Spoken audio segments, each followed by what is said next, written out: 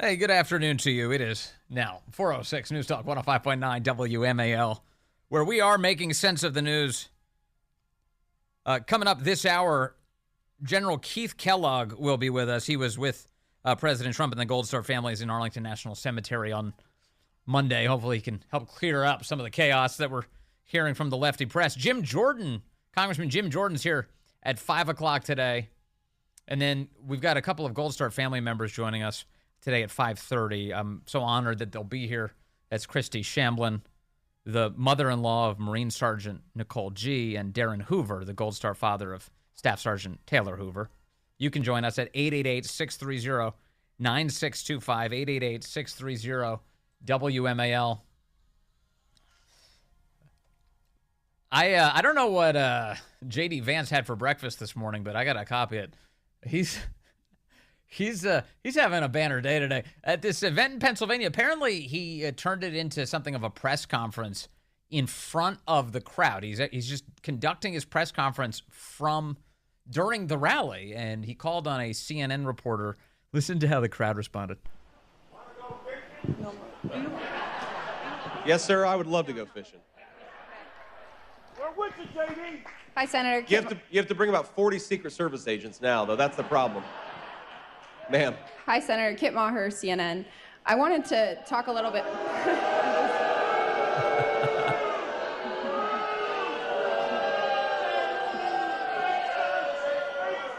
Thanks, Senator, for taking my... The crowd just starts booing. They should do more press conferences like that. That's fun. I like that. Right in front of the whole crowd. Yeah, they can hear it, right? Let everybody hear it as you fire off these questions.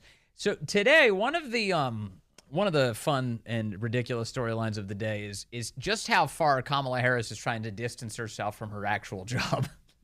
She is attempting to pull off this Ocean's 11 style escape from the fact that she's the vice president of the United States. There are a number of news outlets who have been trying to carry the water here too, as usual, for this claim that she has basically nothing to do with Joe Biden's record. That you shouldn't blame her for this. And they do it in the sort of deceptive way that so many news stories are written. They say it's merely a Trump talking point that Kamala Harris has something to do with Joe Biden. This is and Politico had an amazing post on X last night that everyone was roundly mocking. I was chuckling reading all of the mockery. The post that they put up was, "Our corrupt leadership," in quotes, "Vance tries to tether Harris to Biden during Michigan rally." What do you mean, tries to tether Harris to Biden? What are you even talking about? Our friend Mary Catherine Ham, she posted, she's like, "I found the tether," and it was literally the dash mark in between Biden and Harris on the White House's website. It says Biden-Harris administration. So that would be considered a tether, I think.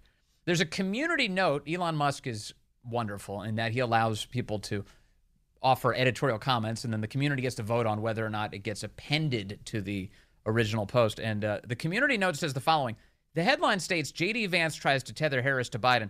Harris is currently President Biden's vice president. That's it. That's the whole note. And it has a hyperlink. There's a source for it. And you click it, and it goes to whitehouse.gov. It's also not the first time Politico has pulled this stunt in the last few weeks. 2 weeks ago, they ran a piece with the headline, "Trump moves to tie Harris to Biden on the economy. They are a team," in quotes. Donald Trump on Wednesday delivered a pre-buttal of sorts to Kamala Harris's anticipated economic policy rollout later this week, yoking the vice president to the Biden administration's record on inflation while issuing his own vague promises for a second term. Quote, "She really needs to explain the present suffering she has caused along with Joe Biden," the former president told a crowd in North Carolina. "By the way, they are a team," said Trump. It was a link Trump returned to repeatedly throughout his hour-plus speech, an effort to blunt Harris's polling and fundraising momentum by tethering her to Biden. I just love that they pretend like this is some exotic strategy. Ooh, this is very novel to think that they would try and make Kamala Harris own Joe Biden's record? That's wild. What an amazing strategy. Who would even think? It comes as the former president has struggled to regain his footing in the race since Harris took Biden's place, they say. Now, let me just take you back in time a little bit in order to demonstrate how ridiculous all of this is. Back in 2021, also the first year of the Biden-Harris administration, the media thought it was the greatest thing ever that they were referring to the administration as the, quote, Biden-Harris administration. Because this is unusual. You usually just say Trump administration, Obama administration, Bush administration. You don't normally tack on the vice president's name. But if you go back to early 2021, what's the news outlet here? Oh, that's Politico. The same outlet that's now saying, oh, that's so exotic that they would tether these two together. Politico's headline, Biden's golden rule. And here's, I'm quoting now. Joe Biden wants to make Kamala Harris feel included. During Oval Office meetings, executive order signings, and policy speeches, she is almost always nearby, often inside the camera shot. For personnel announcements during the transition, officials were told to include quotes from both Biden and Harris. And all administration officials refer to the Biden-Harris administration instead of the easier to say Biden administration. This guiding rule from the top is pretty clear. If he got it, she should get it, says a senior administration official, whether the subject is, quote, meeting attendance or staff size. That was and is the guiding principle. So in the very beginning of the Biden administration, you're not going crazy. This was the story, that the two of them are frickin' frack. They're always together. They're going to be together all the time. They're always going to make all these decisions together. Biden is elevating her to unseen levels for a vice president of the United States. And he wasn't the only one. We got a lot of that. I pulled this one from Circle Backy, Jen Psaki. This is March of 2021. One of the reporters asked, hey, it's pretty unusual that you would refer to this as the Biden-Harris administration. Can you give us some insight into that? Is there anything to be read into sort of the rebranding of the Biden administration to the Biden and Harris administration? Rebranding? Well, when you look on the website, it's it's Biden-Harris, and that's not been necessarily the norm in the past. Is there any message being sent by that, or what's meant to be? What can be extrapolated from I would take from it that Vice President Harris is an important partner. She's the first in the room, the last in the room on most occasions if she's in town and not traveling around the country. It's a reflection of the important role that she will play moving forward. First in the room, last in the room. She is an important partner, says Jen Psaki. Her successor, Corinne, has said similar things. In fact, just a few weeks ago, she was asked by our friend Philip Wegman about Kamala's presence in the room when the horrific Afghanistan decision-making was going on. This is a bit of a throwback, but the vice president has said that she was the last person in the room with President Biden ahead of his decision to order U.S. troops to pull out of Afghanistan. Was the vice president in full support of his decision to order that withdrawal and in full support of the way that it was implemented? I mean, she answered that question herself. I don't have anything else to add. It sounds like she answered the question herself, right? She said that she was in the room previously. But didn't you also said she was in support? I'm asking you if the president believes that the vice president was in full support of his decision. I believe, and as you have seen them in the past 3.5 years, they've been partners, critical partners. It doesn't matter if it's domestic issues, also foreign policy issues. And that has been the case from day one and continues to be the case. Domestic issues, foreign policy issues. She has been the critical partner, says Corinne. Just 2 weeks ago? 2 weeks ago? Yeah, so that's in case, again, I know this is not rocket science. She's the vice president of the United States, but they have made her this big deal. It's so unusual how involved she is in all of these policies. And it's not just being present in the room. It's not just giving the demented guy advice. It's not just that. It's voting on all of this. Kamala Harris has been the tie-breaking vote time after time after time in the United States Senate to advance all of the worst elements of the Biden presidency. The Biden-Harris presidency. In fact, in December of last year, I'd never seen this before, but just in my research for this segment, I was looking and I was like, this is amazing. I can't even believe PBS put this together. Speaking of government-funded news outlets trying to do a spin operation on behalf of the Biden-Harris administration, last December, PBS put out an entire news package about how Kamala Harris has achieved yet another historic first, which is to be the vice president with the most tie-breaking votes in the United States Senate ever, in all of American history. And the stuff she voted for, I mean, it's a mess. Take a listen to this. A milestone moment in the U.S. Senate today, the 300th tie-breaking vote, and an even bigger moment in history for Vice President Kamala Harris, who's now broken 33 deadlocks, more than any other VP before her. Lisa Desjardins takes a look at Harris's role in a polarized Senate. On watch next to the Senate chamber sit the busts of vice presidents past, some famous, some infamous, many now forgotten. But none ever saw what just happened. A 191-year-old record broken. On this vote, the yeas are 50 and the nays are 50. Vice President Kamala Harris first tied and now clinched the record for most tie votes cast by any vice president. The record Vice President Harris sets today is significant, not just because of the number, but because of what she's made possible with tie-breaking votes. Her tie-breaking votes have included some especially weighty ones. The Senate being equally divided. The nearly $2 trillion American Rescue Plan with COVID stimulus. The Vice President votes in the affirmative. Last year's Inflation Reduction Act with climate and health care provisions. And over a dozen. The Vice President votes in the affirmative and the nomination is confirmed. Nominees from the Federal Reserve to federal courts. The Vice President votes in the affirmative. It shows that there's a lot of power that Kamala Harris has in her role right now in deciding really the direction of the country. Oh my. So what you're telling me is that Kamala Harris wasn't just, a spectator to all of this? She wasn't just in the cheap seats watching as Biden was flushing the country down the toilet.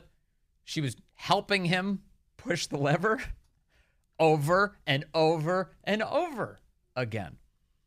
And my favorite element of that PBS package is that they were highlighting all of the out-of-control spending. The out-of-control spending that Kamala Harris didn't just own by virtue of her being a part of the Biden-Harris administration, but she actively voted for. She supported it. She voted for this stuff. And as a result, your life is a lot more expensive. I mean, that's crystal clear. I've played this clip before, but I want to reiterate it for you now. That first package of so-called COVID relief, the $2 trillion spending bill, we didn't have the money for it. The government had to print all this money and infuse it right into the economy, and it skyrocketed everything in terms of prices.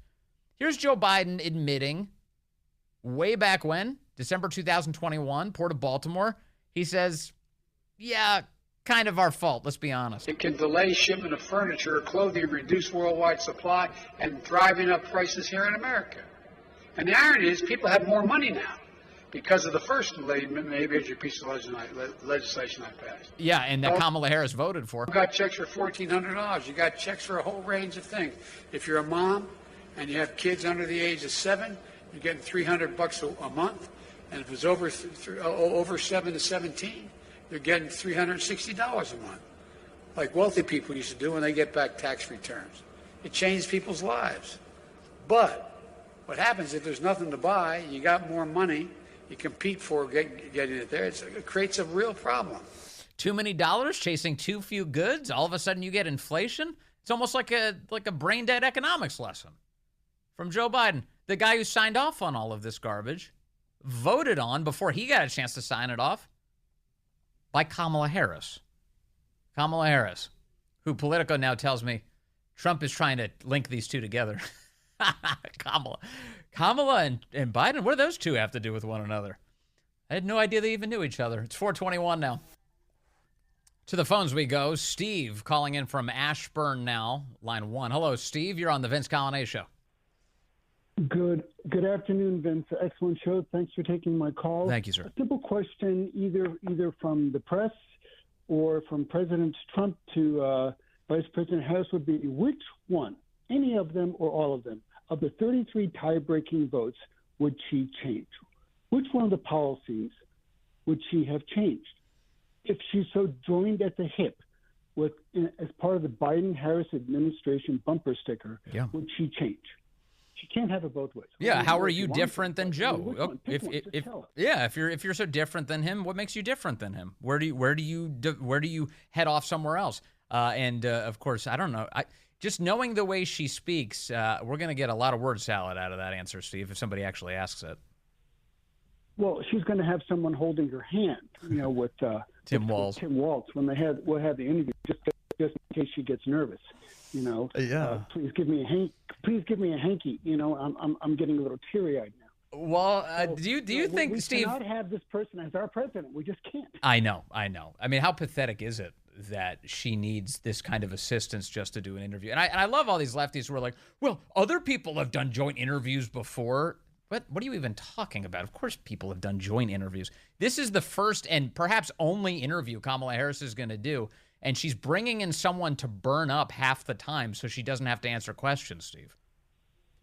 Well, it's that, and imagine let's play this out on the foreign policy stage. Imagine having our president, our chief executive, our commander-in-chief, our senior government official, our head of state in front of Putin or Xi or NATO. I love that. Or anybody. Is she going to want to have somebody there holding your hand? Yes. I mean, is she going to get the 3 a.m. call? You comfortable with letting her get the 3 a.m. call? I love that. Will, see, you're forming the basis of another great question. I love your question ideas here.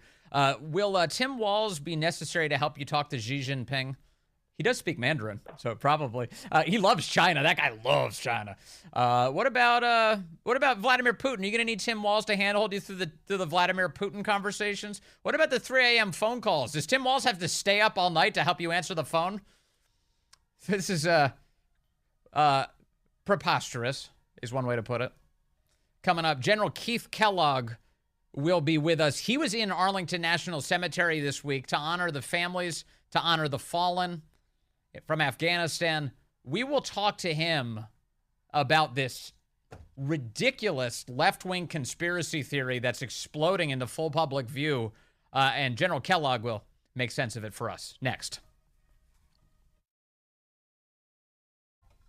Hey, good afternoon to you. It's 4:35 here, News Talk 105.9 WMAL, where we are making sense of the news. Coming up, top of the hour, we'll talk to Congressman Jim Jordan about the left's latest election interference schemes and what we've learned about the past. And then at 5:30, we talked to some Gold Star family members who were in Arlington this week. Christy Shamblin, the mother-in-law to Marine Sergeant Nicole G., as well as Darren Hoover, the father of Staff Sergeant Taylor Hoover. They'll be with us at 5:30. We have quite a bit to talk about. You can join us at 888-630-9625, 888-630-WMAL. As we've been mentioning today, and part of the reason, of course, the reason we're talking to these Gold Star family members is to get a better understanding of what went down on Monday.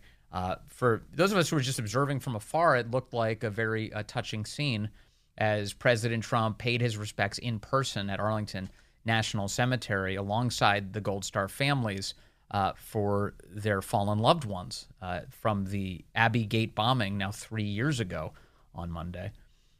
And the media in the last 24 hours has attempted to turn what I think was, as we would all agree, is a very touching event into some sort of cynical partisan event now.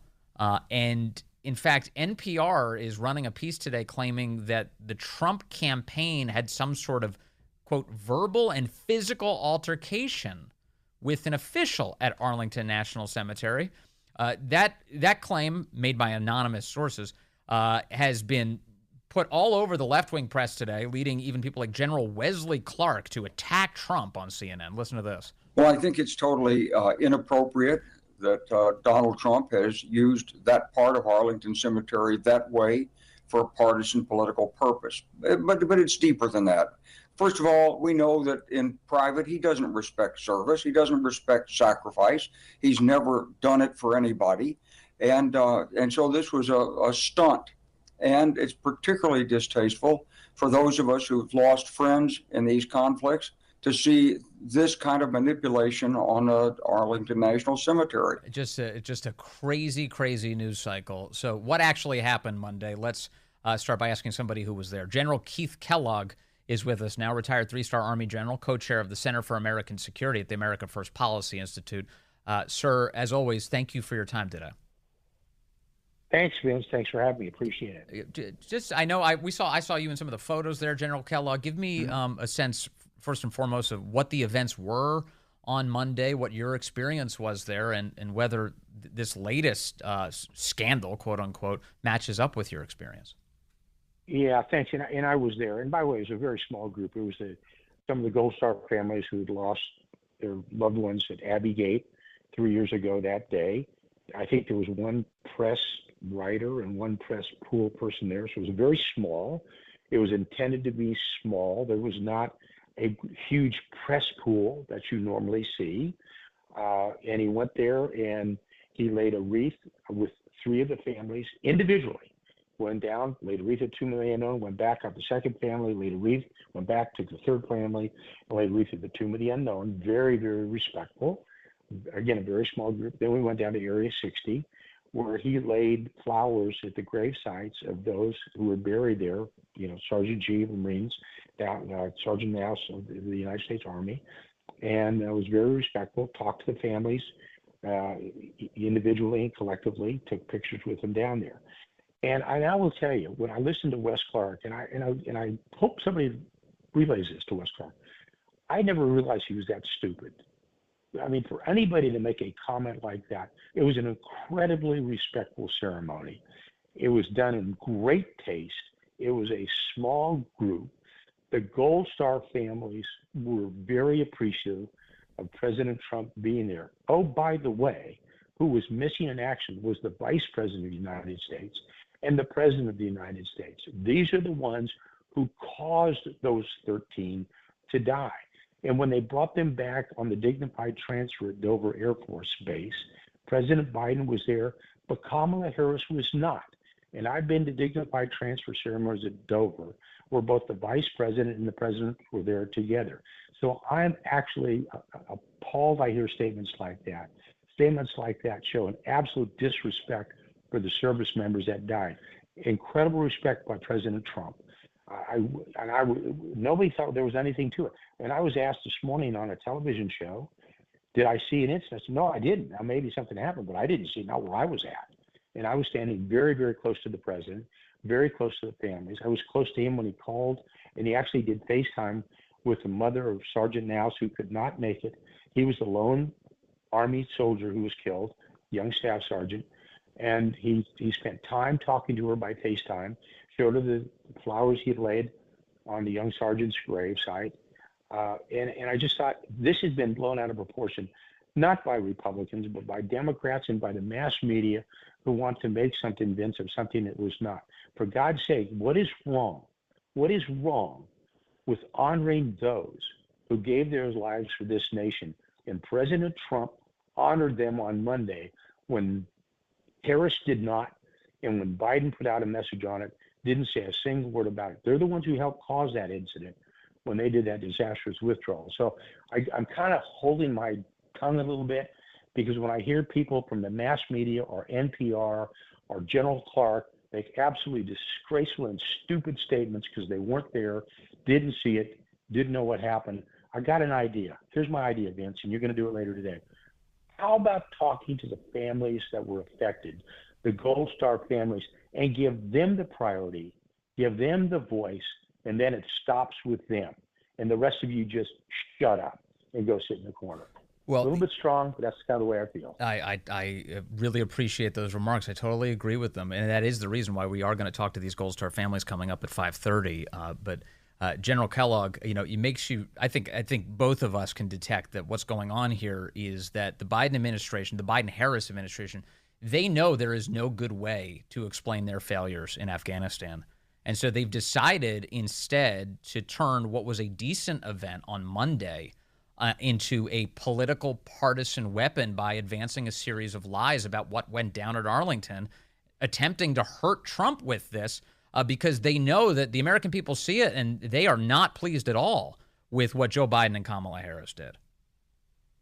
Yeah, and look, I've been to ceremonies at Arlington National Cemetery, been to dignified transfers when our fallen come home. And I looked at that ceremony. Again, and it's important I say this to you, Vince, it was a small ceremony. It wasn't a great press pool of people around there. I believe there was one press pool person and one photographer, and that was it. It was a small group. But if you look at pictures of it, you could see that. And it was a very dignified ceremony. It was very well done. Well, it just was so frustrating to me. And they're trying to give grief to President Trump for apparently having a photographer associated with him there to capture the images. The families have released a statement saying that they wanted the photographer there, that they invited President Trump to be there. They were very grateful he was there. And my understanding, General Kellogg, was that a lot of people actually were taking pictures. Among the Gold Star families, they were raising their cell phones and taking photos from the event because they wanted to remember it. Oh, absolutely. I mean, when we went down to Area 60, primarily the fallen from Afghanistan and Iraq or laid to rest, they were all there taking the pictures. But here's what's more important, Vince. It wasn't just that. Here I saw a former commander-in-chief talk to these families individually, to the children that were there, to the sister of Sergeant G who was there, to a young woman who was still in a wheelchair, paralyzed from it, from a double amputee who was wounded there at Abbey Gate. He spent time individually talking to him, not with a group around him, not with a lot of cameras, not with microphones in his face, but he took time, as much time as they wanted. That was the beauty of what Trump did, and I saw it at the dignified transfers, is he let them talk to him, and then he responded to what they did, and then they took, the pictures of him. And I came out of there. There wasn't a single person out there that wasn't happy about what happened in the sense of how much respect was given to them. And I keep going back to this. Look, the President of the United States did something that presidents do. You honor the fallen. Yeah. You honor them with respect and a ceremony. And all this ancillary stuff I'm hearing, to include people like General Clark, I just thought, how stupid can you be that you would say something like that and have no understanding of it, not even talking to the families? Talk to the families. They're the ones directly affected by it, not him. So, General Kellogg, you're a soldier. You've been alongside. You've been up close and personal with President Trump a lot of times. You've seen him at events like this one. One of the ongoing narratives that the left likes to spread is that somehow President Trump has a callous disregard for our service members. They claim that he has said, without evidence whatsoever, that he thinks that they are suckers and losers if they die in war. This is what you hear in the legacy media. They repeat it without any without any hesitation all the time. What is your actual experience with President Trump? What is his regard for service, if you could characterize it? Yeah, two comments. One, he loves the United States military. In fact, I remember one time walking out of the White House when I was with Joe Dunford, the chairman of the Joint Chiefs of Staff, and Joe looked at me and said, "Man, he really believes and trusts in us." And that kind of scares me, Joe, because he loves you guys so much. He may tolerate something you may not do or do correctly. The second thing, and I need to ask you this as a question. My wife served in combat. My daughter served in Afghanistan in combat. My son served in Afghanistan in combat. My son-in-law served in combat in Afghanistan and Iraq with the Rangers, okay? And I've served in combat. Do you think I'd really follow somebody who disrespected soldiers and sailors and airmen and Marines? Really? Do you think that? No. I've seen him up close and personal when he's been in wounded people. I've seen him at Walter Reed. I've seen him at dignified transfers in the middle of the night. When you go there and you don't talk to the people there, you listen to them, and how he gave great comfort to those that had fallen. And I said, every time I hear that, I keep thinking, man, you just don't get it. You don't understand. And secondly, and I know this is a strong word, look, when people say something like that, they're nothing more than liars, because I've seen it close and personal. Ask the Gold Star families there. Vince, today, ask the Gold Star families how they were treated by the President of the United States, former President, and listen to them. Don't listen to people who've never been around and weren't there, weren't next to him, never saw it. That's what I would say. Yeah, my impression is that by becoming President of the United States and serving in that role, that President Trump developed a very deep appreciation for the service members that he encountered and who had to heed his orders as Commander-in-Chief. That's always been my impression. Is that yours, sir? Yeah, absolutely. I mean, he's always had a big respect for it, but he even got to see it even more when he used to travel around with them and see what they were doing. And and the tough missions they had to do. And remember, as commander-in-chief, he's the one who had to order him to a fight. When he's the commander-in-chief on Article 2, Section 2, that's his call. And he knew exactly. And he knew when he put troops in harm's way what it meant. And the respect he always showed, it was always there. And that's probably one of the reasons, the hair on the back of my neck goes up when I hear this, because it's so not true. And I've seen it, and you hear some of these very left-leaning veterans organizations say that. I said, the only thing I can say, Vince, and I know it's strong, when I said, you weren't there, you never saw him, and what you're saying is a lie, and you're fabricating a lie.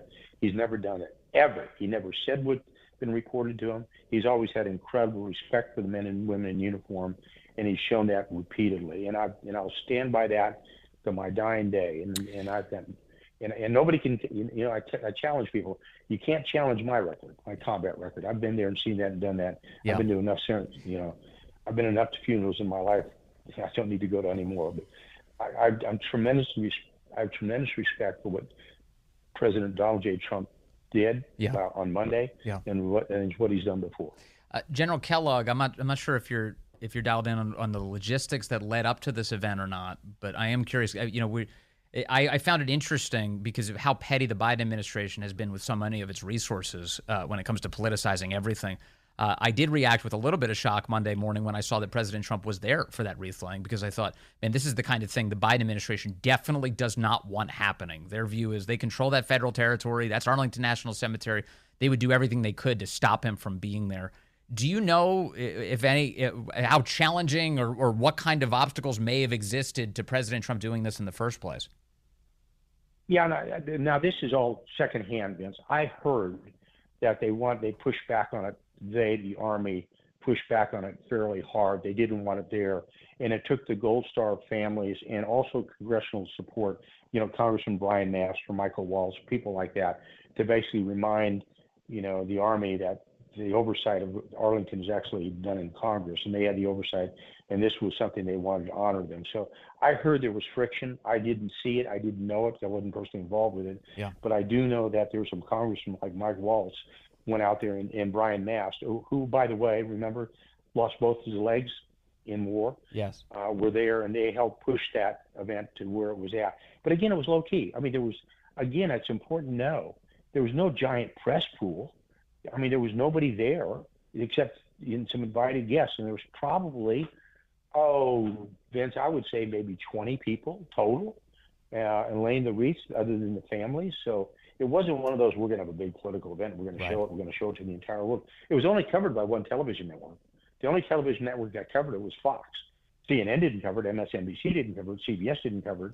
None of those networks covered it. Even though it was the 3-year anniversary of Abbey Gate, we lost 13 great Americans, and they acted with disdain as well. And they ought to be ashamed as well.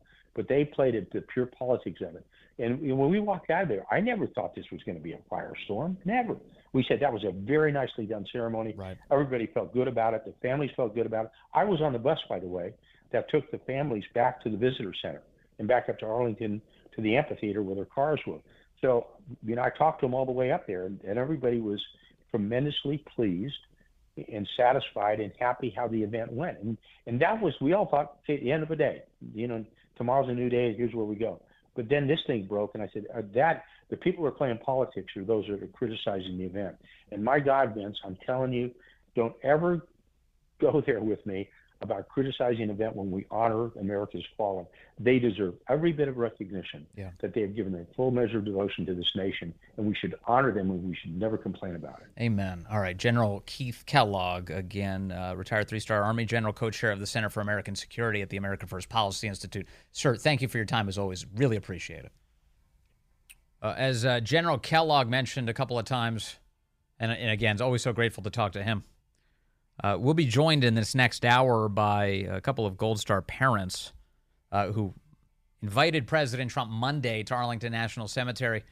And when we talked to them, I do want to ask kind of how this all came to pass. And obviously they sent this invite to President Trump. They said, please be here. We'd like you to be here. And it's now the 3rd anniversary. We'd like you to be present for it. And he obliged. And again, it was a very touching event. But one of the big pieces here, and you heard General Kellogg mention it, is that there were apparently some obstacles ahead of President Trump's arrival that seem very suspicious to me. That the Biden administration broadly, but certainly narrowed down to whoever's running the show over at the Arlington National Cemetery, was throwing some obstacles in the way of even allowing President Trump to be there alongside the Gold Star families. And so I'm going to keep on digging on this and get to the bottom of it. We'll ask the parents here, what happened exactly? How did this all come together, and who tried to get in your way? So that's coming up in the next hour. Also, Congressman Jim Jordan is going to join us in just a few minutes here.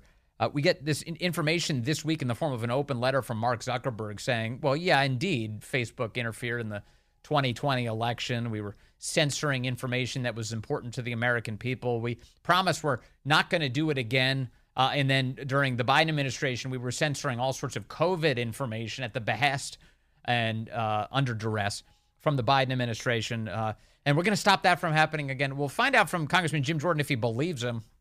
You believe this? Is this going to actually change anything? Or will we get more election rigging from these big media companies, which, by the way, are kind of in the midst of doing that now anyway, aren't they? We'll talk to Congressman Jim Jordan next.